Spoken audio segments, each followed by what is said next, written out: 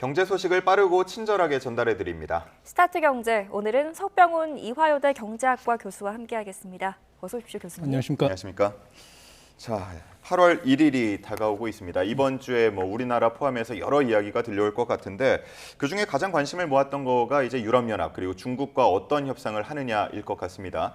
유럽연합과 합의 타결했다는 소식이 들어왔어요. 예, 그렇습니다. 간밤에 트럼프 대통령하고 유럽연합의 정상 간의 만남을 통해서 협상이 타결됐다는 소식이 들어왔는데요. 핵심 내용은 자동차 및 모든 품목에 일괄적으로 이제 15% 관세를 부과한다는 점, 그다음에 철강, 알루미늄 같은 경우는 품목 관세 50%가 그대로 유지된다는 거. 대신 유럽연합이 미국에 6천억 달러의 투자를 하고요. 일본보다도 이제 많은 규모고 미국산 에너지를 7,500억 달러 3년에 걸쳐서 구매를 하겠다라는 내용이 포함되어 있습니다. 네, 그런데 의약품 분야에서는 양측의 발표가 좀 다른데요. 예, 그렇습니다. 그 EU 쪽에서는 의약품 같은 경우는 품목별 관세가 얼마나 부과될지 확정이 되지 않았거든요. 근데 향후 부과될 품목별 관세가 몇 퍼센트가 되든 간에 15%만 의약품에 관세를 부과할 것이다라고 EU는 발표를 했는데 이제 트럼프 대통령은 그렇지 않다. 아직 그거는 확정된 것이 아니다라고 이제 부인을 했습니다. 그래서 지금 이걸 봤을 때는 의약품 관세 같은 경우는 이달 말까지 관세율을 확정해서 발표를 하겠다고 미국 측에서 발표를 했기 때문에 네. 아마 아직 15% 적용 여부를 대해서는 확정이 되지 않은 것으로 보입니다. 예, 합의가 발표가 됐는데 이렇게 또 다른 입장이 발표가 되는 것도 이례적인 것 같고요. 어떻습니까? 앞서서 말씀을 해주신 것처럼 6천억 달러 투자하고 에너지를 7,500억 달러어치 구매하고 EU로서는 협상이 잘 된 겁니까? 제가 보기에는 EU는 나름대로 본인들이 원하는 성과를 얻었기 때문에 협상은 성공적이었다라고 보고 있습니다. 왜냐하면 유럽연합의 대미 주력 수출 품목이 자동차거든요. 근데 자동차가 기존에 27.5% 관세를 부과받고 있었는데 지금 15%로 낮추는데 성공을 했습니다. 그리고 EU에서 또 원했던 것이 일부 품목에 대해서 서로 간에 무관세 협정을 맺자라는 것이었는데요. 이것도 역시 받아들여졌습니다. 그래서 네. 항공기 및 관련 부품, 화학 제품, 복제약, 반도체 장비, 그다음에 농산물, 천연자원 같은 데에서는 미국과 유럽연합 간의 상호 무관세를 체결하기로 했기 때문에 네. 이런 부분에서 원하는 것을 얻어냈고요. 대신 양보 같은 경우는 6천억 달러의 투자라든지 7,500억 달러의 에너지 구입 같은 것을 양보했는데 에너지 구입 같은 경우는 러시아에다가 그동안에 유럽연합에서 천연가스 수입을 많이 의존했었는데 이번에 러시아 우크라이나 전쟁으로 러시아가 천연가스 수출을 중단하면 큰 타격을 받을 수 있다는 것을 확인을 했습니다. 그래서 미국으로부터 에너지 수입을 늘릴 필요성은 유럽도 있었기 때문에 이런 모든 점을 감안했을 때는 나름 성공적으로 협상을 했다 이렇게 보고 있습니다. 네, 나름 선방했다라는 평가를 해주셨고요. 자, 이제 조만간 미국과 중국이 만납니다. 고위급 회담이 열릴 예정인데요. 트럼프는 지금 중국과 합의가 거의 이루어졌다 이렇게 밝혔지만 또 그건 까봐야 아는 일이고요. 유예 시한이 3개월 더 연장될 것이라는 전망도 나오고 있던데요. 예, 그렇습니다. 지금 미국과 중국 간에는 서로 간에 피해를 줄 수 있는 강력한 카드들을 가지고 있습니다. 그래서 중국은 히토류 수출 통제를 통해서 미국의 첨단 산업 생산을 올스톱 시킬 수 있는 힘이 있고요.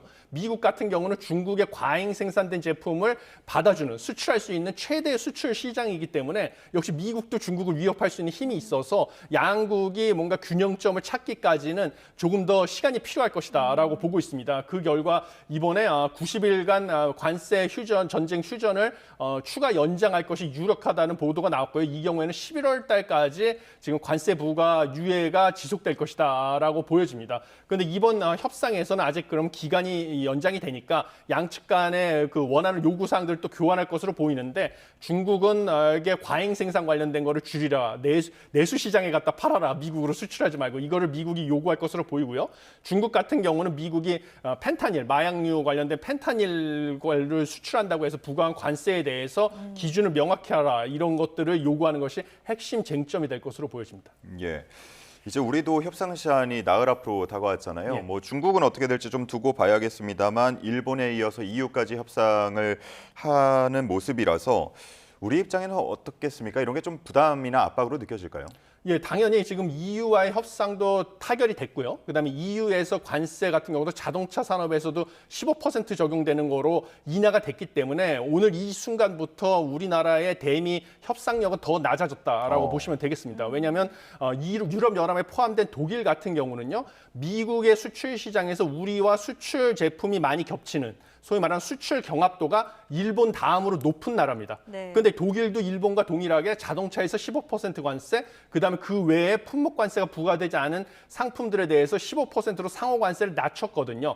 그러면 이제 우리나라는 일본하고 독일 양쪽으로부터 미국 수출 시장에서 시장을 뺏길 가능성이 커졌기 때문에 우리가 더 절박해졌다 이렇게 보시면 되겠습니다.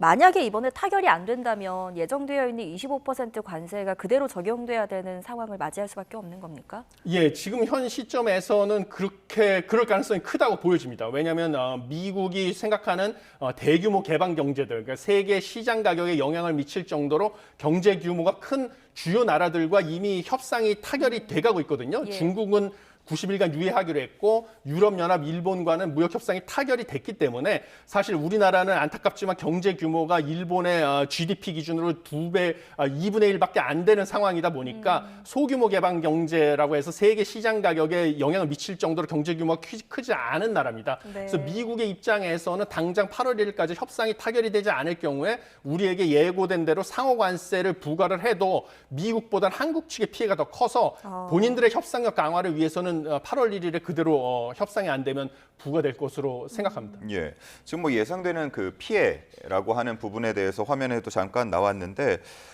협상에 실패할 경우에는 결국은 좀 회복하기 힘든 손실을 입을 거다라는 분석도 나왔죠.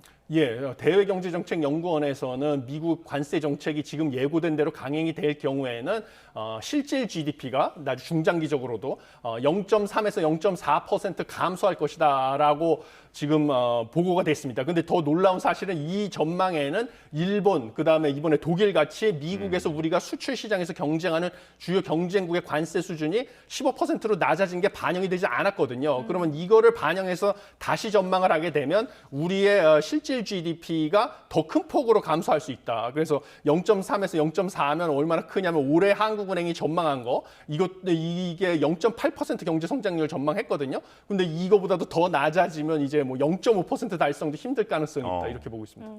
그러면 8월 1일까지 만약에 관세 협상이 안 된다면 그 이후에 관세가 부과되고 난 이후에 협상을 하는 방안도 있습니까? 예, 협상을 하게 되면 우리의 협상력은 지금보다도 더 낮아질 수밖에 없습니다. 왜냐하면 이게 미국의 입장에서는 관세를 부과해서 양국이 받는 피해를 비교해 봤을 때 한국의 피해가 절대적으로 크거든요. 왜냐하면 한국은 내수 시장 규모가 작기 때문에 미국으로 수출길이 막혔을 때 그거를 내수 시장에서 소화할 수도 없고 그다음에 대체 수출 시장을 찾는 것도 빠른 시기에 이루어지지 않습니다. 그래서 한국의 타격이 크기 때문에 8월 1일 이후에 추가적으로 협상을 하게 되면 우리나라 협상력은 극도로 낮아지면서 더 나쁜 조건을 받아들일 수밖에 없는 상황으로 내몰릴 가능성이 크다고 보고 있습니다. 네, 그래서 이번 주 안에 어쨌든 그 협상 결과가 좀 나오는 게 우리에게는 낫다라는 말씀이신데 협상 마감 시한 하루 전에 구윤철 부총리가 베센트 재무장관과 담판에 나선다고 합니다. 여기서 결과가 좀 도출될까요? 여기서 결과가 도출이 돼야 되는데요. 제가 아까 말씀드린 것처럼 일본과 이미 협상이 타결이 됐고 유럽연합과도 협상이 타결이 됐기 때문에 우리의 그 협상력은 지금 상당히 낮아진 상황이고요. 네. 그다음에 고위급 협상은 이제 데드라인 바로 하루 전입니다. 그래서 30일에 하루밖에 안 남았기 때문에 상당히 협상이 어려울 것이다. 그리고 우리가 정말 일본과 유럽 수준으로 관세율, 특히 자동차의 품목별 관세를 낮추기에는 여러 큰 폭의 양보가 불가피하다 이렇게 보고 있습니다. 지금 미국 측이 우리나라에게 대해서 그 거부할 수 없는 좀 매력적인 카드로 꼽히는 게 조선업 분야 카드가 아닙니까? 이게 좀 어떻게 우리가 활용을 하면 좋을까요? 예, 조선업 같은 경우는 미국의 입장에서는 하나의 돌로 두 마리 새를 잡을 수 있는 매력적인 카드가 되겠습니다.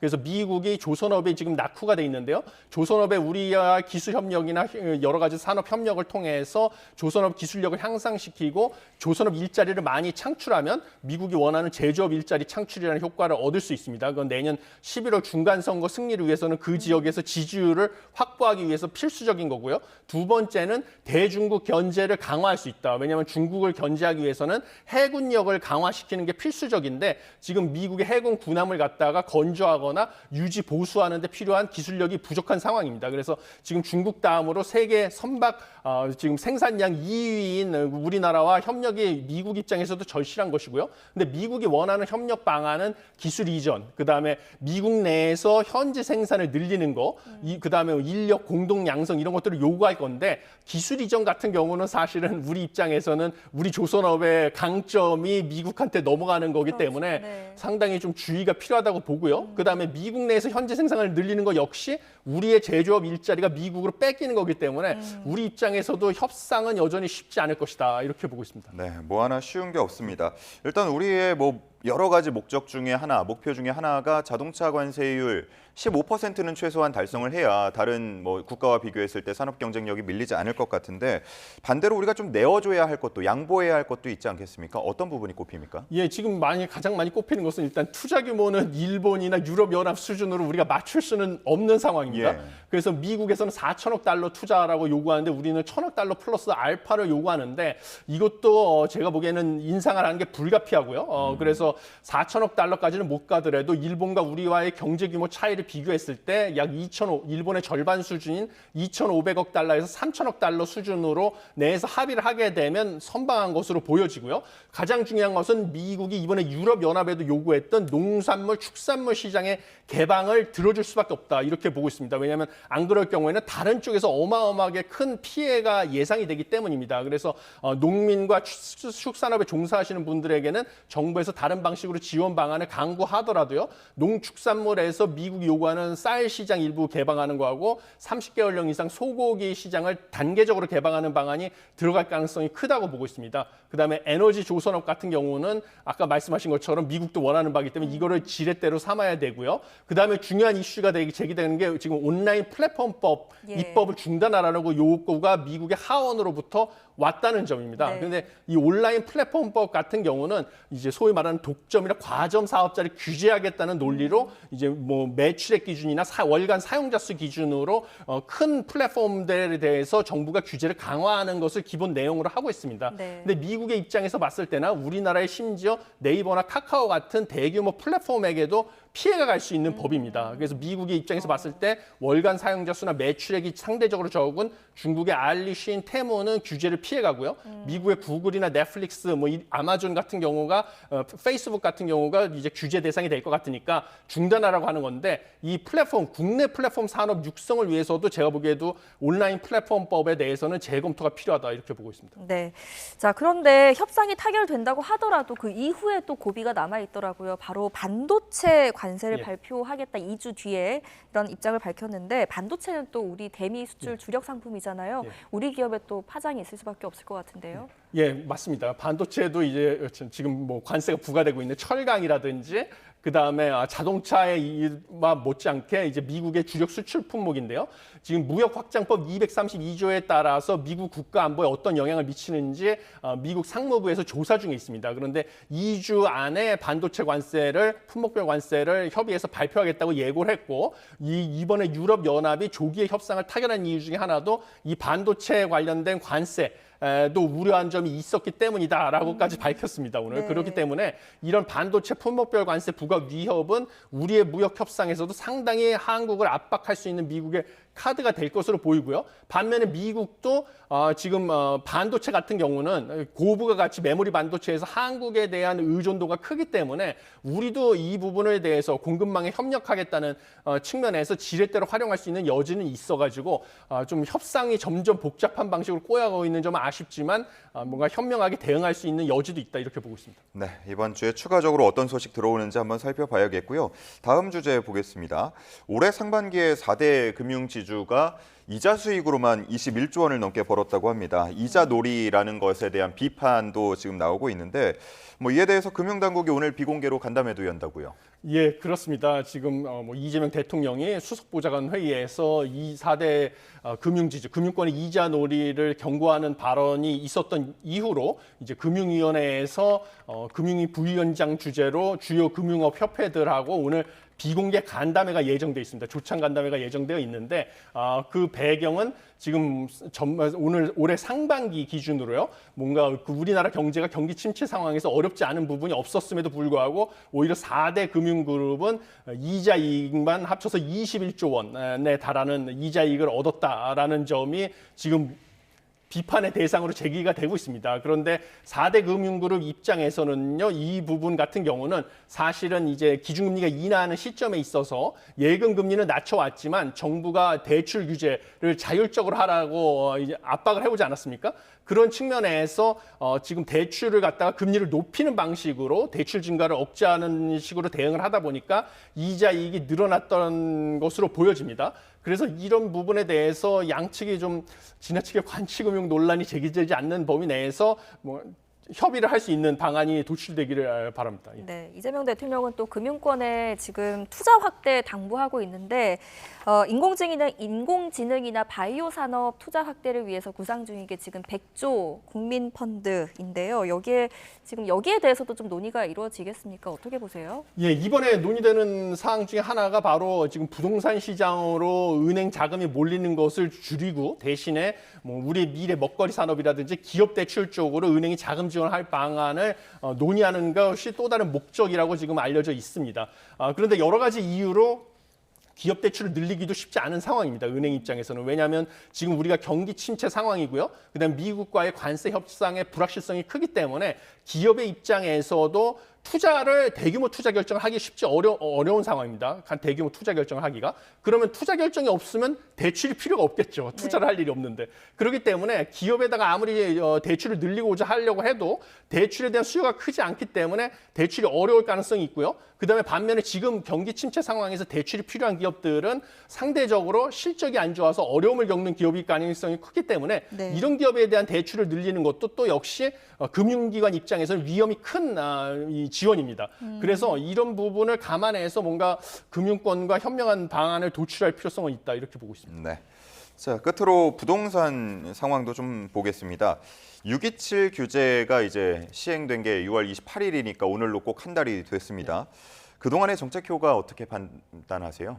그동안의 정책 효과는 일단은 뭐 대출 규제가 강화됐기 때문에 당분간은 매수자와 매도자 간의 사태를 관망하는 상황으로 전개가 될 것이고요. 반면에 이제 서울 수도권 외곽지의 금융 규제 하에서 집을 살 수 있는 지역에 뭔가 집값이 상승하는 풍선 효과도 예상이 됐는데 이 부분에 대해서는 아직까지는 구체적인 그런 지표는 나오지 않고 있습니다. 그래서 그 부분은 다행이지만 또 다른 것은 무엇이냐면 이번에 금융 규제에서 사실 실거주를 강화하는 방식으로 갭 투자를 막기 위해서 뭐 6개월 이내에 새로 구매한 주택에 입주를 한다든지 아니면 소유권을 양도하는 목적으로 일으키는 전세 자금 대출을 금지한다든지 이런 규제들이 대거 들어갔습니다. 그러다 보니까 임대차 시장에서 전세 가격이 상승하고 전세 월세화가 강화될 것이다라는 것은 이번에 데이터로 확인이 되고 있습니다. 네. 그래서 627 대출 규제 전후가 지금 한 달이 지났는데요. 서울 같은 경우에는 전세 공급량이 4.2% 줄어들었고요. 네. 대출 이전보다.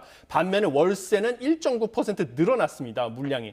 그래서 이거는 전세 공급이 줄어드니까 전세 가격이 급등을 하고 어쩔 수 없이 대출 규제 때문에 전세 자금을 마련하기도 쉽지 않은 상황에서 월세로라도 이제 살겠다라는 수요가 늘어나는 것으로 보여집니다. 그런데 이것은 향후 부동산 가격을 재상승시킬 가능성이 크다고 봅니다. 왜냐하면 전세 가격이 상승하면 전세 가격과 매매 가격 간의 차이가 줄어들게 되죠. 그러면 전세 살 바에는 차라리 집을 사겠다라는 수요도 생기고요. 갭 투자도 늘어날 수 있어서 이것은 얼마 안 가서 집값을 밀어올릴 가능성이 크고요. 또 중요한 점은 무엇이냐면 서울 아파트 가격 상승률 추이는 둔화되고 있습니다. 네. 대출 규제 이후로 주간 상승률이 전주 대비 0.4%에서 0.16%로 낮아졌으나 여전히 상승하고 있다는 점입니다.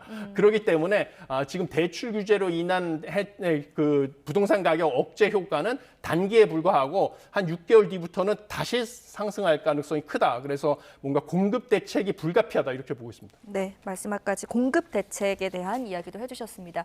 오늘 여기까지 듣겠습니다. 석병훈 이화여대 경제학과 교수와 함께했습니다. 잘 들었습니다. 감사합니다.